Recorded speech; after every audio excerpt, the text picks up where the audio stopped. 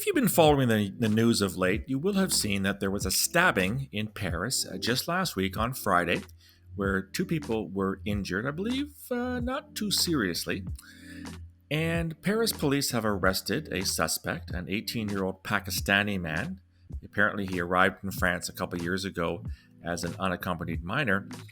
And he has admitted, after his arrest, I guess during interrogation, that his attack was directed at the publication Charlie Hebdo, which was, of course, was very famous because of a January 2015 terrorist attack by Islamist extremists, in which 12 people were killed. And in fact, the trial is going on right now for some of the survivors, i.e. the terrorists who didn't die at the hands of police. And this Pakistani suspect has admitted that it targeted Charlie Hebdo because of its printing of the so-called Muhammad cartoons. This Pakistani was very upset about the mocking nature of these cartoons and decided to seek some kind of vengeance or strike out in some kind of way. A couple of things about this case are really, really interesting, and I wanted to raise them in this podcast today. The suspect, again, an 18-year-old Pakistani who came to France a few years ago, had in fact been arrested a month earlier for carrying a screwdriver, but he was not known to Paris police or counterterrorism authorities in terms of being a terrorist. So they didn't actually associate his carrying a screwdriver with being a terrorist.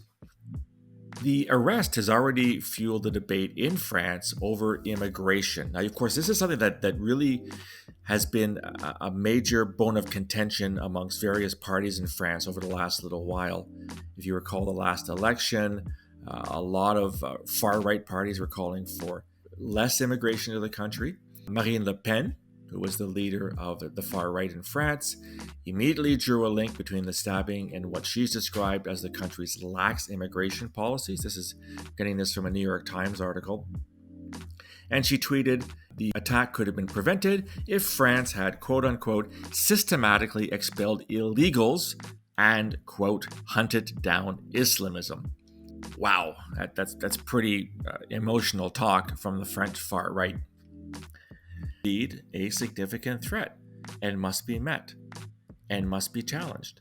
And resources had to be devoted to following, investigating, and where necessary, arresting far right actors for planning attacks of terrorism in a whole host of countries.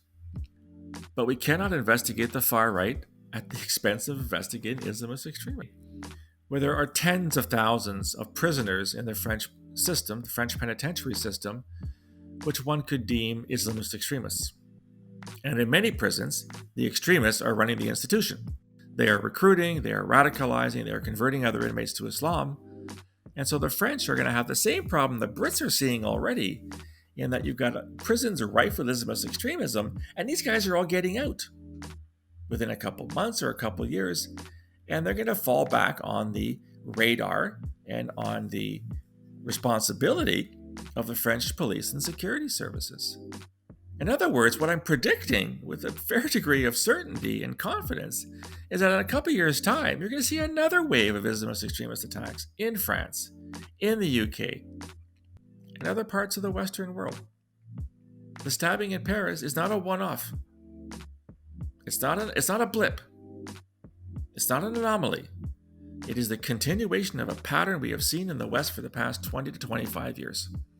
And I just wish that people would recognize that this particular terrorist threat has not disappeared completely. Again, yes, we have to look at all terrorist threats from all parts of the ideological spectrum, from the far right, from the far left, from the jihadis, from the single issue. They're all things that we need to devote resources to, devote attention to, and to devote money to. Another article I got from a French media source, quote, France will deploy 7,000 security forces and police to protect Jewish and other religious sites as Jews mark the Yom Kippur holiday. This, of course, comes in the wake of the stabbing in Paris.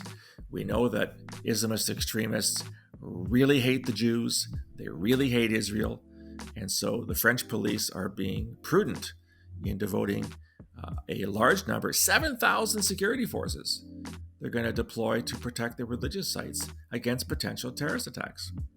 Now, maybe there's intelligence that such attacks are being planned, in which case they have no choice but to deploy these resources.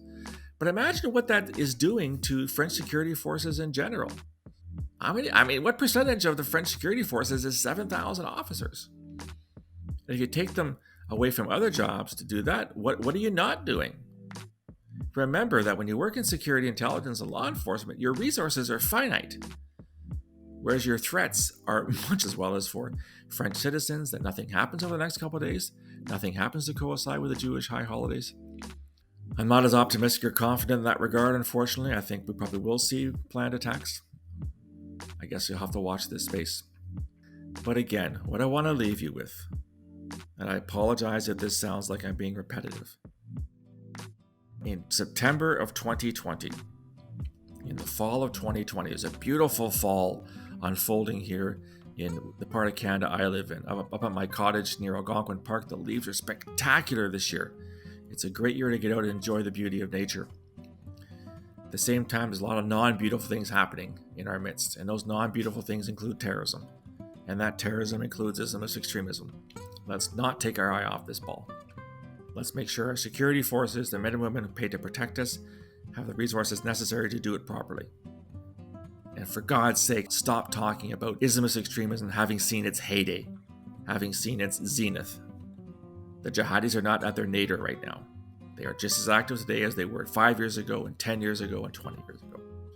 That's reality the way that I see it. Anyhow, why don't you let me know what you think?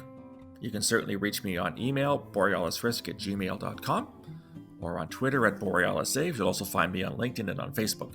If you want to get more content from Borealis, go to my website, borealisthreatandrisk.com, hit the subscribe button, provide your email address. You'll get a free daily digest of all the blogs and podcasts and other material once a day to your inbox first thing in the morning. I'd love to hear what you think. Drop me a line. I'll talk to you again soon. Until then, stay safe.